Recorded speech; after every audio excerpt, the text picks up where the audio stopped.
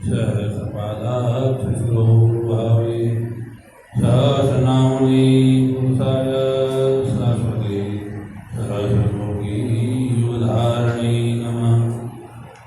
नमः कमलनाभाय नमस्ते जलसायिने नमस्ते केशवानन्दाय वासुदेवाय शम्भुते। ज्ञानमूलं गुरुमूर्ति पूजामूलं गुरुपदा मंत्रमूलं गुरुवाक्यं मोक्षमूलं गुरुकृपा। श्रीपाण्डितसुखदेवदत्त शर्मा पूजा जगद्वन्दनं राधा कृष्ण सुधीष्ठितशतनया कान्तोक्तज्योतिर्विद। श्रीमहृदय प्रसीद नाम नगरे रम्ये निवासदा श्रीशम्भो चरणारविन्दुकृपया भक्त्यानुभक्त्या स्मृणु। आसत्य लोकात् पातालादा लोका लोक पर्वता ये सन्ति ब्राह्मणा देवा तेभ्यो नित्यं नमो नमः।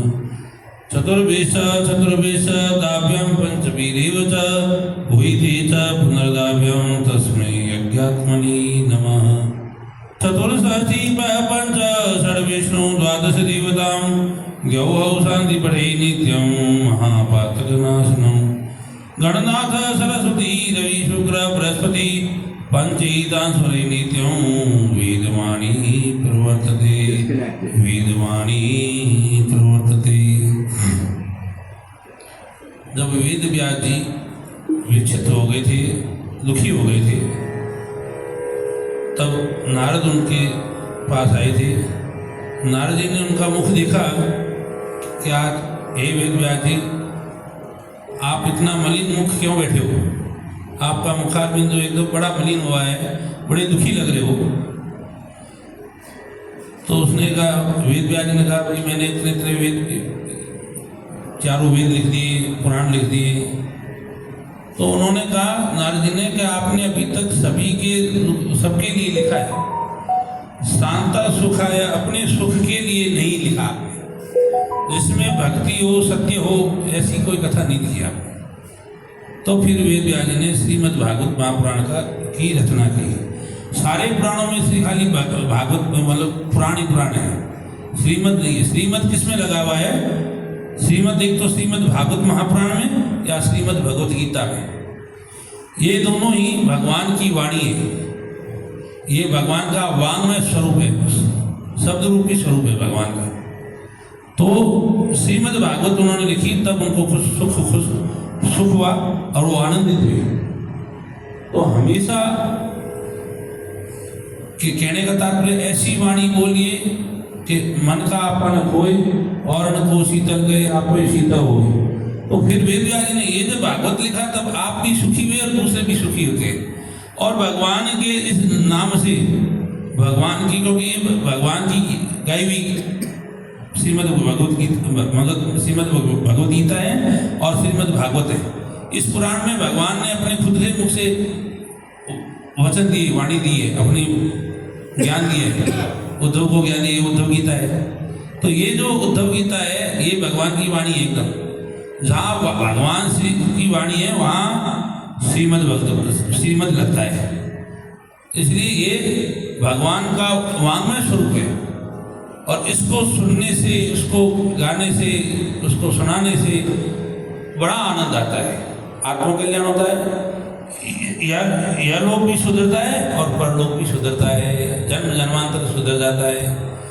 क्यों कि जो धुंधकारी छोटे छोटे बालकों को मारने वाला, ब्रह्म हत्या करने वाला, बालकों को कुएं में डालने वाला, स्वहस्तेन मुर्दों के पिंड लगे हुए पिंडों को खाने वाला, उसकी रोटी पका करके, और वैश्या को रखने वाला, मार काट करने वाला, माता पिता का तिरस्कार करने वाला, माता पिता को मारने वाला, तो ऐसे दुष्ट व्यक्ति वो सारे इस श्रीमद् भागवत की कथा का स्मरण करने से 7 दिनों में मोक्ष होकर कल्याण को प्राप्त हो गया, भगवान को प्राप्त हो गया।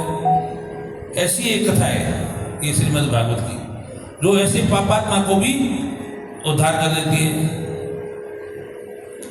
क्योंकि आत्मदेव के वो बेटा नहीं था, लड़का था। पुत्र नहीं था। पुत्र कौन था? गोकर्ण। कहते हैं ना अपने बेटा, लड़का, पुत्र, बात तो एक ही है, लेकिन नहीं, शब्दों के अर्थ अलग अलग है। बेटा वो जो बड़ा होकर बंटवारा करके न्यारा हो जाए या ट्रांसफर करके घर छोड़ के दूसरे शहर में चला जाए, वो बेटा, वो बंटवारा करवाने वाला।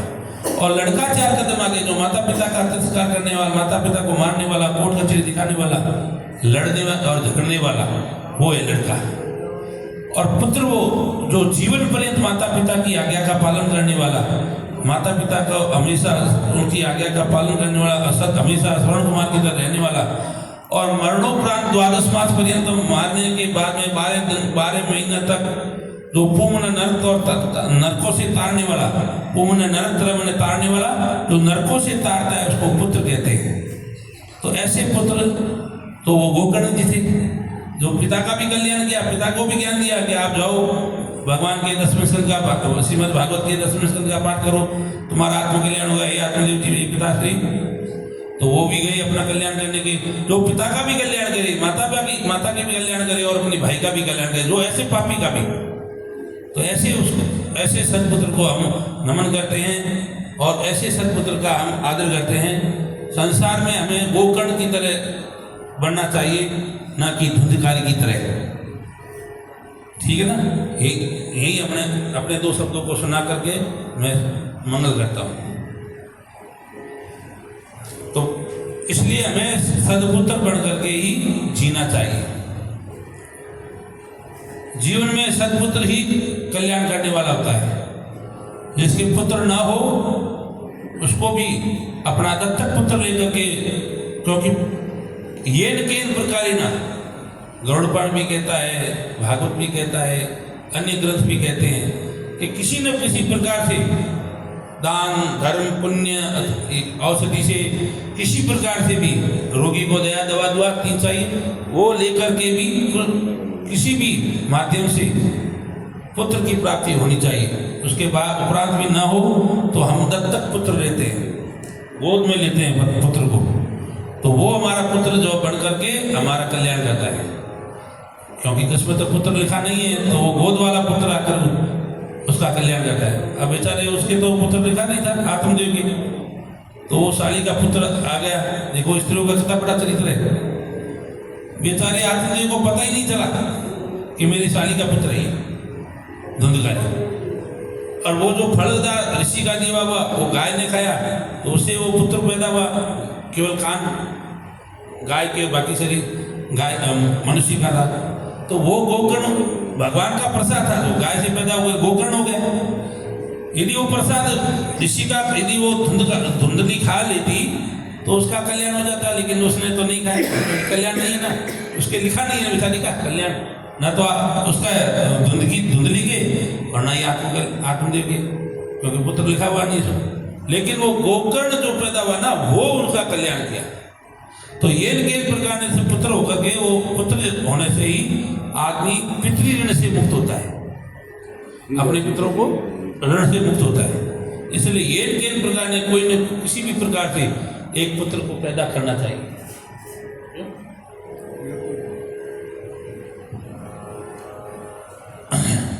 इसलिए पुत्र की व्याख्या और पुत्र के गीत सारे ग्रंथ गाते हैं, सारे ऋषि गाते हैं, सारे ऋषि मुनि गाते हैं, पितृगण गाते हैं, ताकि वो जीव जो है पितृ ऋण से मुक्त हो जाए। इसलिए इसको पुत्र का होना चाहिए। श्रीमद् भागवत की कथा में 4 शब्द हैं। भागवत, भागवत का अर्थ जो है एक एक शब्दों में, तो भा मने भक्ति, ग से ज्ञान और व से वैराग्य और त से तरना। भक्ति, ज्ञान, वैराग्य प्राप्त करके और इस भवसागर से, संसार सागर से तर जाना, यही श्रीमद् भागवत की कथा है। जो हमें भक्ति भी देवे, ज्ञान भी देवे और वैराग्य भी देवे और फिर इस संसार सागर से तारने का काम भी करे, वो हमारी श्रीमद् भागवत की कथा है। तो इसलिए श्रीमद् भागवत की कथा का स्वर्ण करने से, सुनने से सुनाने से जीव का कल्याण होता है, जो सुनाता है, जो सुनता है, उन दोनों का कल्याण होता है। उसमें अनेक प्रकार के प्रसंग हैं। ये जीना सिखाती है, ये जीवन में व्यवहार सिखाती है, गृहस्थाश्रम में कैसे रहना चाहिए, सन्यासियों को कैसा रहना चाहिए, गृहस्थियों को कैसे रहना चाहिए, ये सारा जीवन हमें जीना सिखाती है, नियम कायदा सिखाती है। हमें तो जीना ही नहीं आता है, ये जीना सिखाती है। और ये हमारा मरण भी सुधारती है, मरना भी सिखाती है, हमें कैसे मरना चाहिए, मरने से हमारा क्या मर जाए तो हमारा कल्याण कैसे हो, ये सारी बातें भी सिखाती है। तो श्रीमद् भागवती कथा हमें ज्ञान, वैराग्य और भक्ति से परिपूर्ण करके और संसार सागर से तारने का काम करती है। तो इसलिए हमें तो श्रीमद् भागवती कथा सुननी चाहिए। मंगलम भगवान विष्णु मंगलम